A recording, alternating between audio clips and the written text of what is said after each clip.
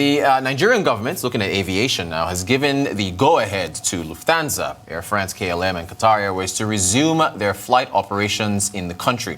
Meanwhile, the Nigerian Civil Aviation Authority updated the schedules of international flights with effect from October 2nd, 2020, as the agency stated that a maximum of 200 passengers are allowed per flight.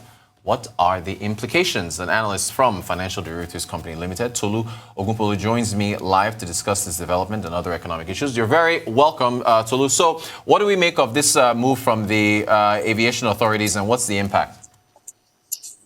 Okay, so yes, the federal government has lifted the ban on Lufthansa, Air France, KLM, then Qatar Airways. And more so, we know that Delta Airline is set to increase its flights to 11 per week in December. That's 7 to Atlanta and 4 to New York. So all these are positive developments for the aviation sector that contracted in Q2 to about 42% in Q2, and that was from about 25% in Q1.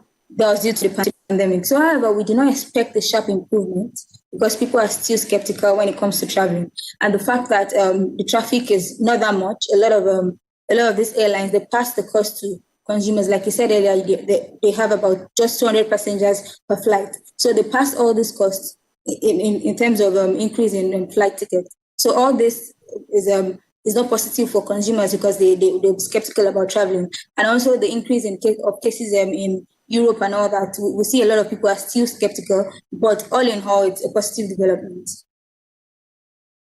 All right. So going forward, as far as flights are concerned and as far as traffic is concerned, do you think that we're going to see a gradual uptick, or do you think things are still just going to stay flat, or they're going to taper downwards? How do you see traffic going forward? Okay, so we expect it to pick up because we know that there are vaccines out there. There are like 2 or 3 vaccines, and there's one that is about 98% effective. So all these are positive for traffic. All these are positive for the aviation sector. But however, we do not expect like improvement just yet. We might start to see improvement in say Q2 2021. But before we start to see improvement to the pre-COVID levels, would have to get to like maybe 2022 or thereabouts, because a lot of people are still very skeptical about traveling. Excellent stuff. Okay, and with respect to the reopening, I want to move now to the issue of the borders, because there's been a lot of talk about reopening them, what they've done, the impact they've had on supply chains, food prices, and so on.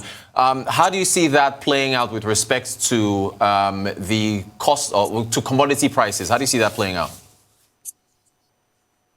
Okay, so we know that this time last year there was a ban on there was border closure which happened like about October 2019, and due to this we saw that the price of a lot of commodities increased. It was not just due to the border. We saw that there was an impact of the COVID supply shock was there too. We saw the herdsmen crisis. We also saw flooding in some states. So all this affected the price of commodities, but border closure was also one of the major culprits. So we expect that as the border reopens, maybe partially or fully as a result of the after agreements that we signed, we expect that this would improve supply of some commodities that are mostly imported, and we would expect this to like lower the price of some of these commodities.